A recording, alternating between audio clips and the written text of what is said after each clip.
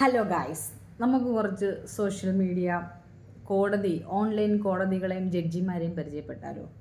ഇവരുടെ ഒന്നും അനുവാദം ഇല്ലെങ്കിൽ നമുക്കിപ്പം ഇവിടെ ഈ ലോകത്ത് തന്നെ നമുക്ക് ജീവിക്കാൻ പറ്റാത്ത അവസ്ഥയാണ് ഗൈസ്. അമ്മാതിരി ജഡ്ജ്മെൻറ്റും കാര്യങ്ങളൊക്കെയാണ് ഇവർ നമ്മളെ ചെയ്യുന്നത്. ഇവർ നമ്മളടുത്ത് കോപിച്ചു കഴിഞ്ഞാൽ പിന്നെ നമുക്ക് ലൈഫില്ല, തീർന്നു, ഇവരാണ് എല്ലാം. അപ്പോൾ ആ രീതിയിലുള്ള കുറച്ച് ഓൺലൈൻ ജഡ്ജിമാരെ നമുക്ക് പരിചയപ്പെടാം. നിങ്ങൾക്കൊക്കെ ഏകദേശം അറിയാമെന്നുള്ള ആൾക്കാരായിരിക്കും, കാര്യം റിയാക്ഷൻ വീഡിയോ എന്നും പറഞ്ഞ് അപരാധം പറയുന്ന കുറച്ച് ആൾക്കാർ.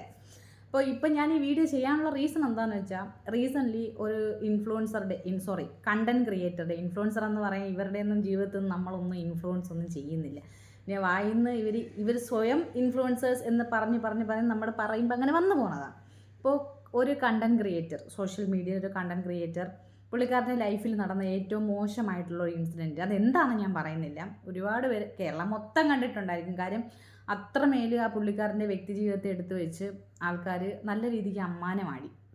ഈ പുള്ളിക്കാരനൊരു പബ്ലിക് റിലേറ്റഡ് ആയിട്ടുള്ള ഒരു സോഷ്യൽ റെലവൻ്റ് ആയിട്ടുള്ള ടോപ്പിക്സൊക്കെ എടുത്തിട്ട് അതിന് കണ്ടൻറ്റ് ക്രിയേറ്റ് ചെയ്യുന്ന ഒരാളാണ്. ഒരു ട്രോൾ രൂപത്തിൽ, തമാശ രൂപത്തിലൊക്കെ ചെയ്യുന്ന ഒരു പുള്ളിക്കാരനാണ്. പുള്ളിയുടെ ജീവിതത്തിൽ നടന്ന ഒരു കാര്യം അതിനെ എടുത്തു വെച്ച് ഈ മറ്റുള്ളവരുടെ വ്യക്തി ജീവിതത്തിലോട്ട് ഇടിച്ച് കയറി ചെന്നിട്ട് അതിനെ റിയാക്ഷൻ വീഡിയോ എന്ന് പറയുന്നവരടുത്ത് എനിക്ക് പുച്ഛം മാത്രമേ ഉള്ളൂ. ഒരാളുടെ പേഴ്സണൽ ലൈഫ് എടുത്തു വെച്ച് സംസാരിക്കാൻ നമുക്കൊരു റൈറ്റ്സും ഇല്ല. പിന്നെ ഈ ഫാമിലി വ്ളോഗ് ചെയ്യുന്നവരുടെ ചില ആൾക്കാരുടെയൊക്കെ പേഴ്സണൽ ലൈഫ് ചർച്ചയാക്കപ്പെട്ടിട്ടുണ്ട് സോഷ്യൽ മീഡിയയിൽ. അതിന് കാരണം അവർ തന്നെയാണ്. അവരുടെ വായിലിരിപ്പ് ശരിയാവണം. അവർ വന്നിട്ട് അവരുടെ കുടുംബത്തിൽ ചിരട്ട പൊട്ടിയതും മുട്ടത്തോട് പൊട്ടിയതും അവരുടെ വീട്ടിൽ ചായ കമത്തിയതുമായിട്ടുള്ള കാര്യങ്ങളൊക്കെ വന്നിട്ട് സോഷ്യൽ മീഡിയയിൽ വിളമ്പുമ്പോൾ ഒരു പക്ഷേ നമ്മളതെടുത്ത് വെച്ച് റിയാക്ട് ചെയ്യും. നിങ്ങൾക്ക് എന്താണ്, വേറൊരു തൊഴിലുമില്ല, നിങ്ങളുടെ വീട്ടിൽ നടക്കുന്ന കാര്യങ്ങൾ നിങ്ങൾ തന്നെ അത് ഇതാക്കണം. അത് പബ്ലിക്കിൽ കൊണ്ടിടുമ്പോൾ ഇതുപോലുള്ള ആളുകൾ അതെടുത്തിട്ട് കണ്ടൻ്റ് ആക്കും. ഇപ്പോൾ ഈ ഫാമിലി വ്ളോഗേഴ്സിന് പറ്റുന്ന ഇതാണ്.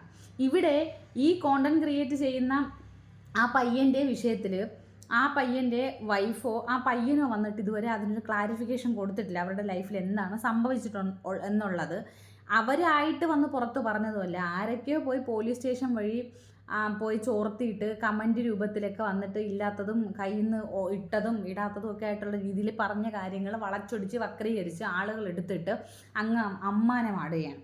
അപ്പം ഞാൻ നേരത്തെ പറഞ്ഞ ഓൺലൈൻ ജഡ്ജിമാരുടെ കാര്യമാണ് ഞാൻ പറയാൻ വന്നത്. ഞാൻ അവരുടെയൊക്കെ പേര് എഴുതി വെച്ചിട്ടുണ്ട്. എന്താണ്ട എൻ്റെ കയ്യിൽ ഫയലൊക്കെ ഉണ്ട്. കാരണം ഇതിൻ്റെയൊക്കെ പേര് ഓർത്തിരിക്കുക എന്ന് പറയുന്നത് ഭയങ്കര ടാസ്ക്കാണ്. കാര്യം അത്രയ്ക്ക് വൃത്തിയിട്ട സാധനങ്ങളാണ്. ഇതിനെയൊക്കെ നമ്മൾ ഈ ചെളി കേസുകളൊക്കെ നമ്മൾ ഓർത്തിരിക്കണം എന്ന് പറയുന്നത് അത് ഭയങ്കര ബുദ്ധിമുട്ടുള്ള കാര്യമാണ്. അപ്പോൾ ഒന്നാമത് നമ്മുടെ ഓൺലൈൻ ജഡ്ജിമാരിൽ പ്രധാനിയായ ഒരാളാണ് നമ്മുടെ അയൽക്കൂട്ടം കൈസ് കാക്ക. അപ്പോൾ ആദ്യമൊക്കെ എനിക്ക് പുള്ളിക്കാരൻ്റെ വീഡിയോസൊക്കെ ഭയങ്കര ഇഷ്ടമായിരുന്നു. ഒരു സ്ത്രീപക്ഷവാദിയാണെന്നുള്ള രീതിയിൽ സ്ത്രീകൾക്ക് പ്രാധാന്യം കൊടുത്തുകൊണ്ട് അത്യാവശ്യം നല്ല രീതിയിൽ കാര്യങ്ങളൊക്കെ സംസാരിച്ചുകൊണ്ടിരുന്ന ഒരാളാണ് കൈസ് കാക്ക. ഇടയ്ക്ക് വെച്ച് സോഷ്യൽ മീഡിയയിൽ യൂട്യൂബിൽ നിന്നുള്ള വരുമാനവും ഈ യൂട്യൂബ് ഏണിങ്സ് ചുമ്മാ ഇരുന്ന് ഇങ്ങനെ കുറ്റം പറയുമ്പോൾ യൂട്യൂബ് കൊടുക്കുന്ന ഏണിങ്സൊക്കെ കണ്ടിട്ട് കാക്കാൻ്റെ കണ്ണ് മഞ്ഞളിച്ച് പിന്നെ ഒരു അവിയലില്ല സാമ്പാറും ഇല്ല അതൊക്കെ മേലെ എന്തൊക്കെയോ ഒരു പരുവത്തിൽ എന്ത് കിട്ടിയാലും എനിക്ക് കണ്ടൻ്റ് ആണെന്നുള്ള രൂപത്തിൽ പിന്നെ അണ്ണൻ അങ്ങോട്ട് പ്ലേറ്റ് മാറ്റി. കാര്യം വെറുതെ ഇരുന്ന് കിട്ടുന്നത് ഒരു സുഖമാണ് അല്ലേ? നമ്മൾ പറയും ഈ നമുക്ക് അധ്വാനിച്ച് തിന്നുന്നതും മോട്ടിച്ച് തിന്നുന്നതും തമ്മിൽ വ്യത്യാസമുണ്ട്. അതായത് ഈ കട്ട് തിന്നുന്നതിന് കുറച്ച് ടേസ്റ്റ് കൂടുതലായിരിക്കും. ഈ കിങ് ലെയർ സിനിമയ്ക്കകത്ത് ദിലീപ് പറഞ്ഞതുപോലെ അധ്വാനിച്ച് തിന്നണമെന്നൊക്കെ ഉണ്ട്, പക്ഷേ പറഞ്ഞും പറ്റിച്ചും പണിയെടുത്ത് തിന്നാതെ ശീലിച്ചു പോയി എന്ന് വെച്ചാൽ നാണം കെട്ടാ വയറ്റിനുള്ള അത്. അപ്പോൾ പൈസ കൂടുതൽ കിട്ടും. ഇന്നത്തെ കാലത്ത് എല്ലാവരും പറയും പൈസയ്ക്കാണ് പ്രാധാന്യം, നാണം കിട്ടും, പണം ഉണ്ടാക്കിയ നാണക്കേടാ പണം മാറ്റും. കുടുംബശ്രീ കൈസ്, പരദൂഷണ കൈസ് എന്നൊക്കെയാണ് പുള്ളിക്കാരനെ അറിയപ്പെടുന്നത്. അതിലൊക്കെ എന്ത് പൈസ കിട്ടിയാൽ പോരെ. രണ്ടാമത്തത് ഈ പബ്ലിക്കിൽ ഇറങ്ങുമ്പോൾ, ഒരു പൊതുവേദിയിൽ ഇറങ്ങുമ്പോൾ, ഉദാഹരണത്തിന് ബിഗ് ബോസിൽ പോയപ്പോൾ നമ്മൾ കണ്ട ആളല്ല കാറിൽ കയറുമ്പോൾ നമ്മൾ കണ്ട ആൾ. ആരാണെന്ന് മനസ്സിലായില്ലേ? കാറിലിരുന്നു കൊണ്ട് റിയാക്ഷൻ വീഡിയോ ചെയ്യുന്ന നമ്മുടെ സ്വന്തം ഏജൻറ്റ് അരിയണ്ണൻ. രഹസ്യ ഏജൻ്റ് എന്നാണ് ആൾക്കാർ ഈ പുള്ളിക്കാരൻ ഇങ്ങനെ പറയും. ഞാൻ അങ്ങനെ പറയുന്നില്ല, ഏജൻറ്റ് അരിയണ്ണൻ അത് മതി, അതാണ് കുറച്ചുകൂടെ ബെറ്റർ. കാര്യം പുള്ളി തന്നെ പുള്ളിയുടെ എല്ലാ വീഡിയോയിലും വന്ന് ഇട്ട് വയ്ക്കും അരി അരി അരി. ഏത് കണ്ടൻറ് എടുത്താലും റൈസ് മുഖ്യമൊന്ന് ഇട്ട് വയ്ക്കുന്ന ഒരാളെ പിന്നെ നമുക്ക് പോയിട്ട് പുകഴ്ത്തി പാടാൻ പറ്റുമോ? സ്വന്തമായിട്ട് അരി മേടിക്കാനാണെന്ന് പറയുമ്പോൾ പിന്നെ പുള്ളിക്കാരൻ ബസ്മതി അരി മാത്രമാണ് യൂസ് ചെയ്യുന്നത്. കാരണം അതുകൊണ്ടാണ് ഇത്രമേൽ കണ്ടൻറ് ഇങ്ങനെ ഒരു ദിവസം 5-6 വീഡിയോ ഇട്ട് ഉണ്ടാക്കുന്നത്. മനസ്സിലായില്ലേ? റേഷനരി മേടിക്കാനാണെങ്കിൽ ഇത്രയും കണ്ടന്റ് ഇടേണ്ട ആവശ്യമുണ്ടോ? ഇപ്പോൾ പുള്ളി ബസ്മതി അരി ഇട്ടാണ് കഞ്ഞി വെച്ച് കുടിക്കുന്നത്. അത് നമ്മളാദ്യം മനസ്സിലാക്കണം. അപ്പോൾ രണ്ടാമത്തത് ഏജൻറ്റ് അരി എണ്ണൻ. അത് കഴിഞ്ഞ് ഈ ആളിനെ പറ്റി പറയുമ്പോൾ എനിക്ക് ചിരി വരും സത്യം പറഞ്ഞാൽ. കാര്യം പുള്ളിക്കാരനൊരു കോമഡി പീസാണ്. എന്ന് വെച്ചാൽ കുതുൽ വ്ളോഗ് അങ്ങനെ പറയാം നമുക്ക്. ഒരു തിരുവനന്തപുരം എൻ്റെ ജില്ലക്കാരനാണ്. ആ ഒരു കുറവ് മാത്രമേ എനിക്ക് കാണുന്നുള്ളൂ. എൻ്റെ ജില്ലയിൽ ഇതുപോലത്തെ ഒരാൾ ജനിച്ചല്ലോ എന്നുള്ളൊരു കുറവ് മാത്രമാണ് എൻ്റെ ജില്ലയ്ക്ക് ഞാൻ കാണുന്നത്. തിരുവനന്തപുരത്ത് നെയ്യാറ്റിൻകരയിലുള്ള ഒരു വ്ളോഗറാണ് പുള്ളിക്കാരൻ. വീഡിയോ ഓപ്പൺ ചെയ്ത് നോക്കുമ്പോൾ നമ്മളെ തനി തിരുവനന്തപുരം സ്ലാങ്ങിൽ ഇങ്ങനെയൊക്കെ എന്തരടേ വയ്യേ എന്തരപ്പി എന്തൊരു കുഴപ്പം ഇങ്ങനെയൊക്കെയാണ് സംസാരിക്കുന്നത്. എന്തരായാലും അന്തരാസ് കുന്തരാസ് എല്ലാവരും കൂടെ ജായിൻ്റെ സ്ഥിതിക്ക് ഫാമിലി ഫോട്ടോകളൊക്കെ എടുത്ത് വെച്ചിട്ട് പോയി. അതാണ് പുള്ളിക്കാരൻ്റെ ഒരു ടൈം ലൈൻ എന്ന് പറയുന്നത്. അപ്പോൾ ഈ പുള്ളിക്കാരൻ തംബ്നെയിൽ വെച്ചിട്ടാണ്. പുള്ളിക്കാരൻ്റെ ഒരു തന്ത്രം എന്താണെന്ന് വെച്ചാൽ, ഒരു സ്ട്രാറ്റജി എന്താണെന്ന് വെച്ചാൽ, ഈ തംബ്നെയിൽസ് വക്രീകരിച്ച് വളച്ചൊടിച്ച് വെച്ചിട്ട് ഒരു 15 മിനിറ്റ് വലിച്ചിഴച്ചിട്ട് നമ്മുടെ എന്താ പറയുക, ഈ ട്രെയിന് സ്റ്റാർട്ട് ചെയ്യുമ്പോൾ സ്റ്റേഷനിൽ നിന്ന് സ്റ്റാർട്ട് ചെയ്യുന്ന സമയത്ത് പോകില്ലേ ഇഴഞ്ഞ് അതുപോലെ കുറച്ച് സമയം എങ്ങനെയെങ്കിലും ഈ പൈസ ഏണിങ്സിന് വേണ്ടി മാത്രം.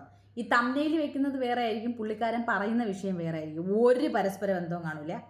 അത് അടുത്തത് മാസ്റ്റർ മൈൻഡ് കോണ. ഞാൻ ആ ചാനലിൻ്റെ 7 അയലത്ത് പോവില്ല.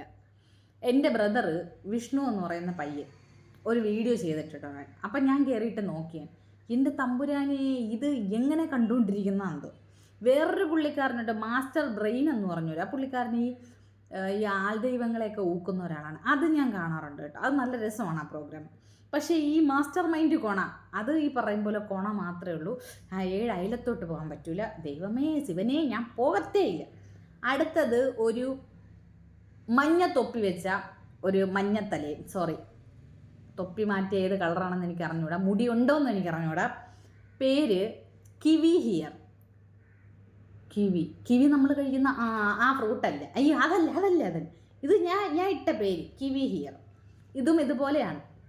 തംബ്നെയിൽസ് വയ്ക്കുക, ആൾക്കാരെ കൂട്ടുക, എന്നിട്ട് ഒരു കുറച്ച് സമയം നീട്ടി വലിച്ച് ഇഴച്ച് പറഞ്ഞ കാര്യങ്ങളിങ്ങനെ റിപ്പീറ്റ് ചെയ്ത് അങ്ങനെ പറഞ്ഞുകൊണ്ടിരിക്കുക, പൈസ ഉണ്ടാക്കുക.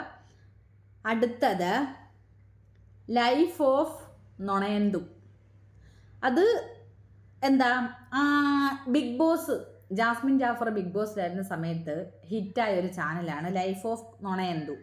ഈ നൊണയന്തുവിൻ്റെ ജോലി ഇതുപോലെയാണ്. ഇപ്പോൾ നിങ്ങൾക്കറിയാം, ഇടയ്ക്ക് തലയിൽ മുടിയൊക്കെ വെച്ച് പിടിപ്പിച്ചത്. പുള്ളിക്കാരൻ കുറച്ച് വ്യത്യസ്തനാണ്. അതായത് ഒരു സെലിബ്രിറ്റിയുടെ അല്ലെങ്കിൽ ആരുടെയെങ്കിലുമൊക്കെ ഒരു വീഡിയോ കിട്ടിക്കഴിഞ്ഞാൽ നേരെ പോവും, അവരുടെ പാസ്റ്റ് വീഡിയോ എടുക്കും, പിന്നെ അവരുടെ വേറെ വീഡിയോ എടുക്കും, പിന്നെ അവിടെ പറഞ്ഞ കാര്യം എടുക്കും, ഇവിടെ പറഞ്ഞ കാര്യം എടുക്കും, പിന്നെ അതിൽ കയറി കാൽക്കുലേറ്റ് ചെയ്യും, പിന്നെ കുറേ ഭയങ്കര അനാലിസിസൊക്കെ ചെയ്തിട്ട് നന്നായിട്ട് അനലൈസൊക്കെ ചെയ്തിട്ട് അവരുടെ ഭൂതവും ഭാവിയും വർത്തമാനവും ഒക്കെ കൊണ്ടിട്ട് വീഡിയോ ചെയ്യുന്ന ഒരാളാണ് ലൈഫ് ഓഫ് നൊണയന്ത്.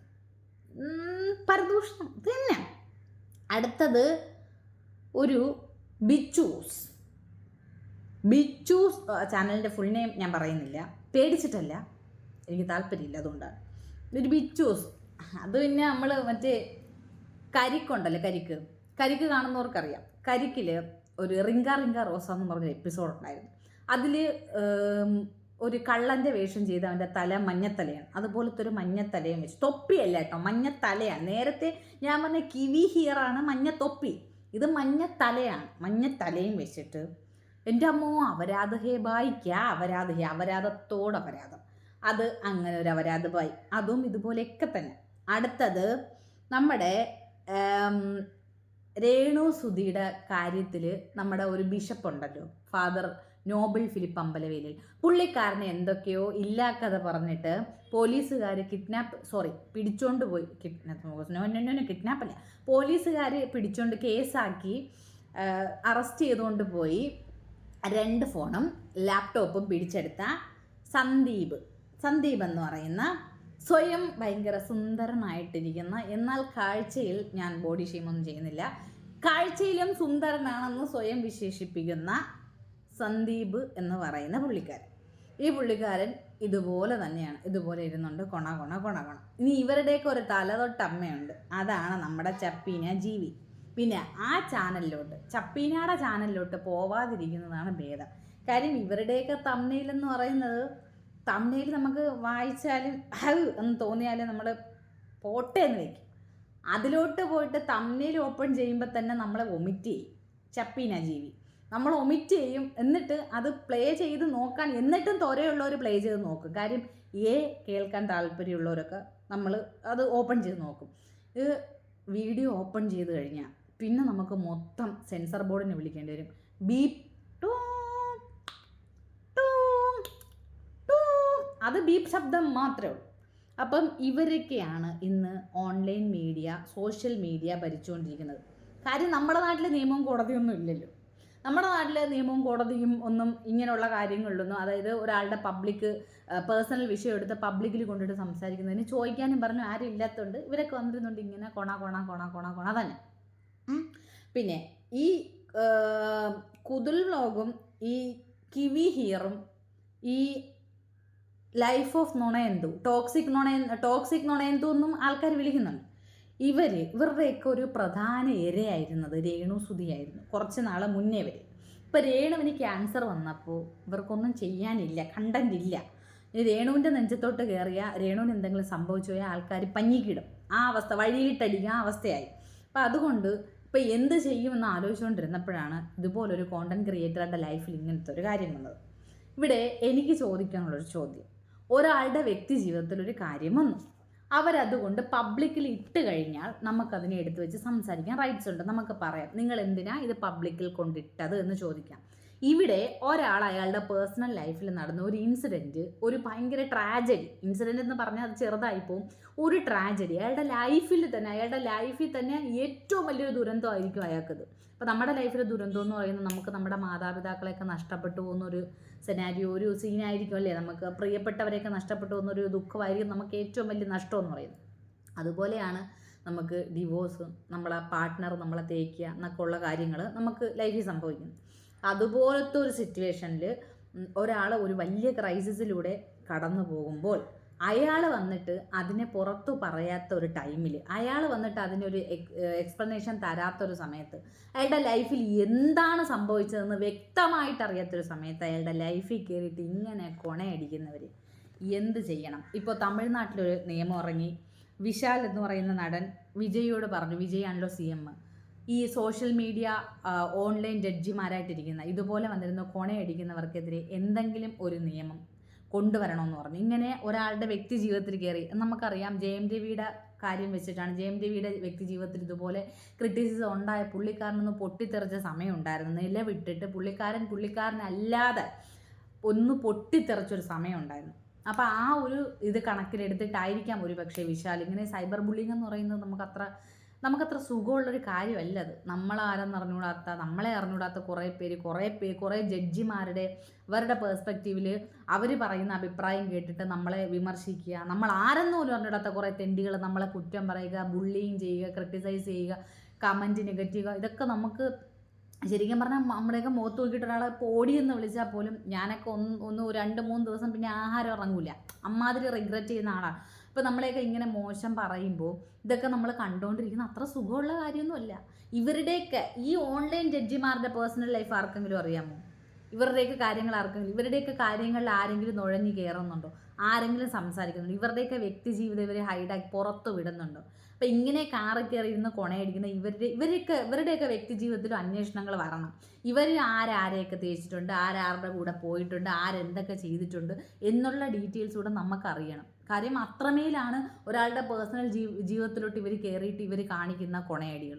അപ്പോൾ ഇപ്പം തമിഴ്നാട്ടിൽ ആയിരുന്നെങ്കിൽ എനിക്ക് വിജയോട് ചോദിക്കുമായിരുന്നു, വിജയണ്ണ എന്തെങ്കിലും ഒരു മുടിവ് ഇതിന് ചെയ്യാൻ പറ്റുമെന്ന്. ഇപ്പം എനിക്ക് നമ്മുടെ CM-നോട് ചോദിക്കാൻ പറ്റും.